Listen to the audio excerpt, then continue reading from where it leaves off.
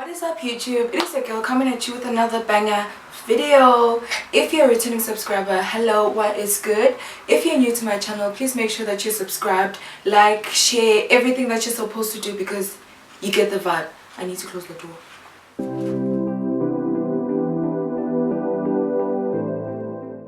So in today's video, we're gonna briefly talk about habits, a very interesting but very crucial topic. Habits. So first things first, we cannot talk about something that we don't know, something we don't understand, right? So first things first, definition. What is a habit? So according to the Oxford Dictionary, a habit is a thing that you often do and almost without thinking, especially something that is hard to stop doing. I'm gonna repeat that. Especially something that is very hard to stop doing. So this last part is just an emphasis of how important or how crucial our habits are. Our habits can literally make or break us. I'm gonna make an example of a very general topic, substance abuse. So imagine not being able to get rid of that habit. Where does that put you and your future? I don't know about you guys, but I'm all about getting the future that I've always been dreaming of, right? So in this video, I'll be basically sharing with you guys my own personal experiences. That is a quick disclaimer. I'm sharing experiences that I experienced myself in my life, right?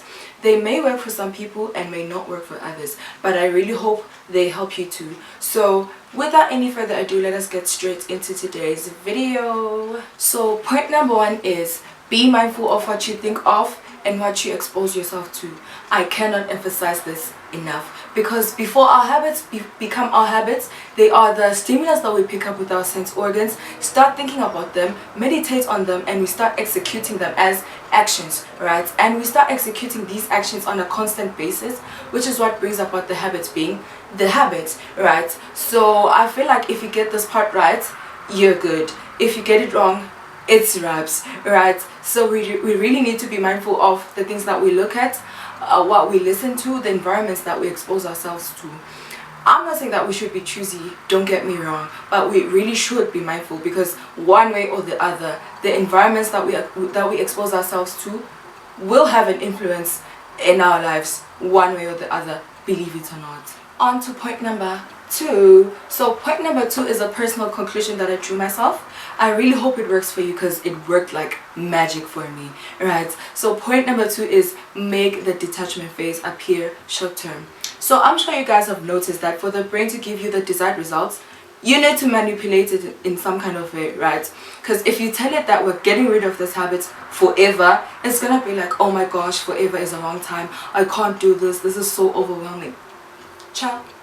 It's not that complicated, okay? So I use the 21-day routine because they say it takes 21 days to create a new habit and to destroy a bad habit, right?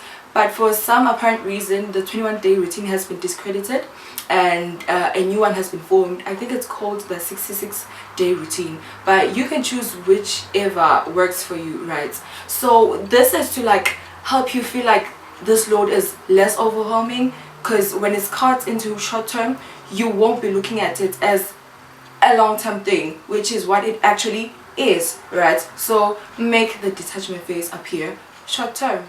So on to point number three. Point number three is find new hobbies to substitute the habit.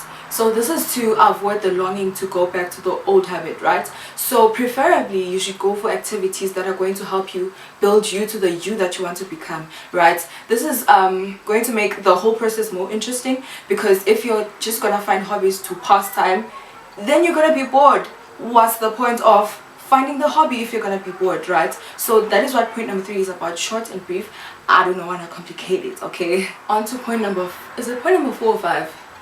Whatever, the next point. So the next point is one goal at a time. I cannot emphasize this enough. Setting a multiple number of goals is only going to cause so much pressure on yourself, and you might tend to lose focus because the goals might be unrelated, right? And your brain is gonna feel confused because it's really confusing setting a number of things, putting them on your table and trying to achieve them all at one go. So the next point is kind of related to the previous one. The next point is be flexible. We're not looking for pressure, we're not looking for stresses, right? We're just trying to achieve our goals at our own pace no stress, no pressure, no breakdowns, right? So wanting to follow a plan from detail to detail is going to cause nothing but stress, which is not what we're looking for, right? Just do what you can at your own pace, but be reasonable. Hela, now you can't take like a 1 week task and do it like in a whole year. Never mind, I'm just being hyperbolic. But you get, do things at your own pace, breathe, and be productive at the same time. So last but not least, guys, find support and pray about it. I'm not gonna lie, this journey is not pop in place, right? But it's doable. Bottom line, it's doable, right? So finding someone who's probably walked the journey, is walking the journey, or has some kind of wisdom will make the journey for you much more easier, right? You'll feel like you have some kind of support, some kind of pillar of strength, someone to get advice from, and that will encourage you to keep on keeping on, right? And also praying about it. I've once said this, guys: if you do not want God involved, don't ask me, don't ask why, don't ask how, just don't ask, because I'm gonna mention God. I will mention God, right? Because God is the pillar of strength. He is the author and the finisher. He said in his word, I knew you before you were formed in your mother's womb. So why not give the guy the steering wheel? Like, why you want to make your life more complicated when there's like an easy solution, there's an easy way out? Like, why? Right? Praying about it, finding support, and just doing it, right? That is the best thing that you're gonna do for yourself. Seeking God and finding support if you can. If you can't, it's still doable. So in summary, we've just spoken about how we can create and destroy habits, right? And our first point was being mindful of what we think about and the environments that we expose ourselves to, because one way or the other, they are going to have an influence in our lives, right? Second point was making the detachment phase appear short term. Why? Because we're not trying to overwhelm ourselves, we're not trying to put pressure on our lives, right? Doing this process in like the easiest way possible is the main aim, right?